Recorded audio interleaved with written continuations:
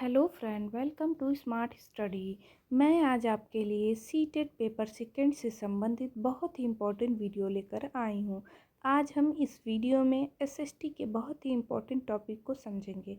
सौरमंडल में पृथ्वी यानी कि जियोग्राफी में बार बार पूछे जाने वाले क्वेश्चन सौरमंडल से संबंधित बहुत ही इम्पोर्टेंट टॉपिक लेकर आई हूँ।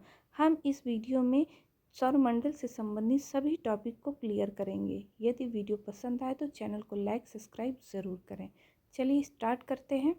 पहले पढ़ते हैं खगोलीय पिंड। खगोलीय पिंड क्या है? सूर्य, चंद्रमा तथा वे सभी वस्तुएं जो रात के समय आसमान में चमकती हैं खगोलीय पिंड कहलाती हैं।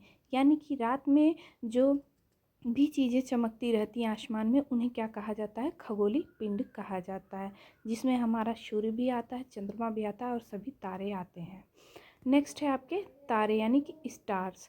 स्टार्स जो होते हैं ये कुछ खगोलीय पिंड बड़े आकार वाले तथा गर्म होते हैं। ये गैसों से बने होते हैं। जो तारे होते हैं वो कैसे बने होते हैं? गैसों से बने होते हैं। इनके पास अपनी ऊष्मा तथा प्रकाश होता है जिसे वे बहुत बड़ी मात्रा में उत्सर्जित करते हैं।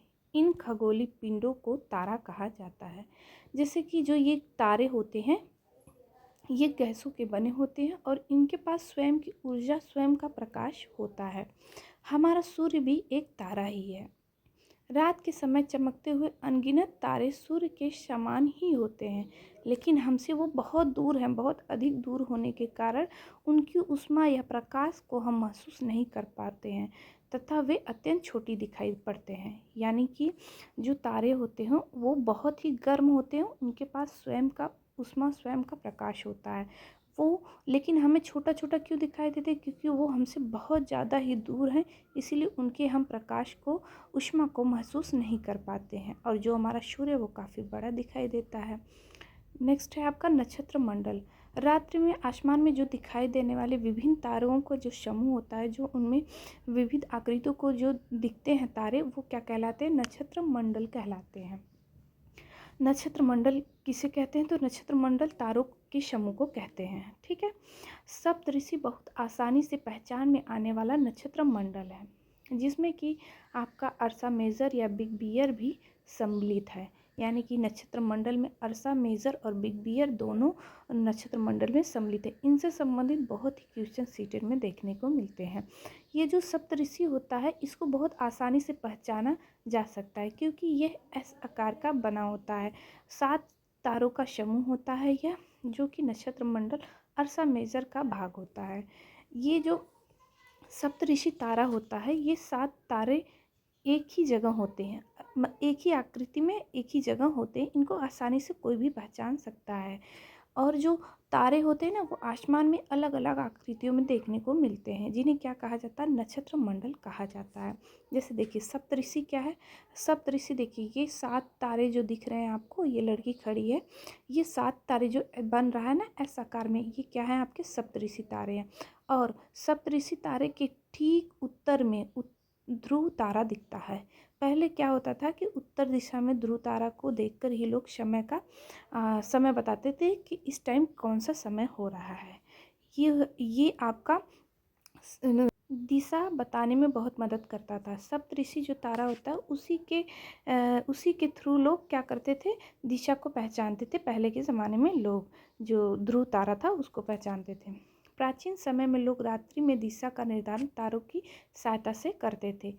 उत्तरी तारा उत्तर दिशा को बताता था, इसे ही ध्रुव तारा यानी कहा जाता था। जैसे मैंने अभी बताया कि पहले के जो लोग थे वो क्या करते थे? रात्रि के समय तारों को देखकर दिशा का निर्धारण करते थे। जो ध्रुव तारा था वो उत्तर दिशा को बताता था। यह आसमान में हमेशा एक ही स्थान पर रहता था। हम सप्तऋषि की सहायता से ध्रुव तारे की स्थिति को जान सकते थे। अभी जैसे कि हमने पिक्चर में फोटो में देखा कि सप्तऋषि की सहायता से ही हम ध्रुव तारे को देख सकते थे कि उसकी स्थिति कहाँ है, वो किस दिशा में है। ये जो ध्रुव तारा होता है वो एक ही स्थान पर होता है, कहीं चेंज नहीं होता है।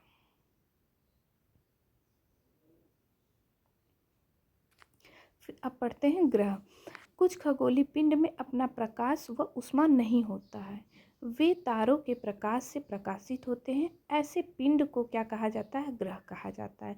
यानी कि जैसे हमने तारा पढ़ा तो तारे जो होते हैं उनका खुद का प्रकाश होता है, खुद की ऊष्मा होती है, लेकिन ग्रह जो होते हैं वो किसके द्वारा प्रकाशित होते हैं? खगोलीय पिंडों में अपना प्रकाश एवं ऊष्मा नहीं होता है, ये तारों के प्रकाश से प्रकाशित होते हैं। यानी ग्रह जो होते हैं उन्हें क्या कहा जाता है? खगोलीय पिंड कहा जाता है। यह ग्रह जो होता है ग्रीक भाषा के प्लेनेटाई शब्द से बना है, जिसका अर्थ होता है परिभ्रमक, यानी अर्थात चारों ओर घूमने वाला। सूर्य के चारों ओर घूमने वाले को क्या कहा जाता है? ग्रह कहा जाता है। पृथ्वी जिस पर हम रहते हैं वह भी क्या है? एक ग्रह ही है।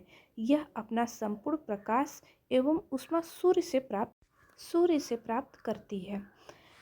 ये जो ग्रह होते हैं इनके पास खुद की प्रकाश, खुद की ऊष्मा नहीं होती। ये क्या होते हैं? तारों के प्रकाश से प्रकाशित होते हैं और उन्हीं के प्रकाश से ऊष्मा प्रदान करते हैं। जो हमारी पृथ्वी है यह भी एक ग्रह है जिस पे हम लोग रहते हैं। यह भी किसके प्रकाश से प्रकाशित होती है? सूर्य के प्रकाश से प्रकाशित होती है। जो पृथ्वी है इसका एकमात्र उपग्रह चंद्रमा है। सूर्य जो है एक तारा है जो कि खुद के प्रकाश से प्रकाशित होता है, और पृथ्वी जो है एक ग्रह है जो कि सूर्य के प्रकाश से प्रकाशित होती है। अब आपको समझ में आ गया होगा तारे और ग्रह के बारे में, ठीक है। सूर्य पृथ्वी के सबसे नज़दीक का तारा है, इसीलिए वो बड़ा दिखाई देता है।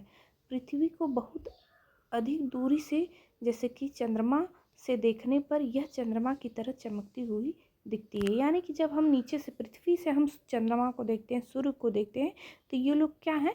चमकते हुए दिखाई देते हैं। वैसे ही हम अगर चंद्रमा पर जाकर पृथ्वी को देखते हैं तो पृथ्वी भी चंद्रमा की तरह ही चमकती हुई दिखाई देती है। आसमान में दिखने वाले चंद्रमा एक उपग्रह है। यह हमारी पृथ्वी का सहचर्य है तथा इसके चारों ओर चक्कर लगाती है। जैसे कि सूर्य का चक्कर ग्रह लगाते हैं, वैसे ही ग्रहों का चक्कर उपग्रह लगाते हैं। तो जो हमारी पृथ्वी है उसका उपग्रह कौन है? चंद्रमा है। यह हमारी पृथ्वी का सहचर्य है तथा इसके चारों ओर चक्कर लगाती है। यानी कि चंद्रमा है वह पृथ्वी का एकमात्र उपग्रह है जो कि पृथ्वी के चारों ओर चक्कर लगाता है। जैसे सूर्य का चक्कर ग्रह लगाता है, वैसे ही ठीक चंद्रमा भी पृथ्वी का चक्कर, यानी पृथ्वी एक ग्रह है उसका चक्कर चंद्रमा लगाता है। यानी कि चंद्रमा क्या हो गया? उपग्रह। जैसे कि हमारे सूर्य का चक्कर सारे उपग्रह ग्रह सब लगाते हैं, वैसे ग्रहों का चक्कर उपग्रह लगाता है। तो आसमान में दिखाई देने वाला जो चंद्रमा होता है वो किसका उपग्रह है? पृथ्वी का उपग्रह है। अब हम पढ़ते हैं सौरमंडल के बारे में, यानी कि सोलर सिस्टम के बारे में।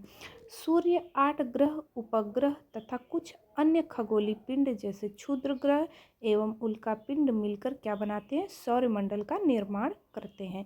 यानी कि सौरमंडल का निर्माण कैसे होता है, उसमें कौन कौन से आते हैं, यह आपके एग्जाम में बहुत बार पूछा गया क्वेश्चन है।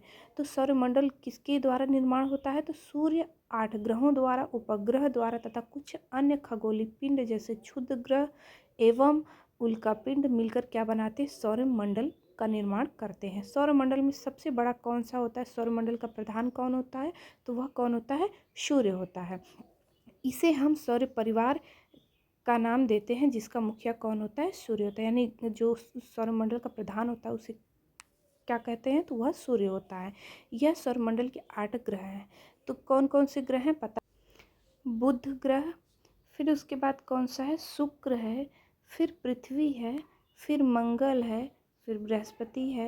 मंगल और बृहस्पति के बीच में ये जो सफ़ेद पट्टी दिख रही है क्या है? क्षुद्र ग्रह है। यानी कि क्वेश्चन बनता है कि क्षुद्र ग्रह किन दो ग्रहों के बीच में है? तो मंगल और बृहस्पति ग्रह के बीच में है। नेक्स्ट है शनि ग्रह, अरुण ग्रह और वरुण ग्रह। ये 8 ग्रह हो गए। वीडियो पूरा देखने के लिए धन्यवाद।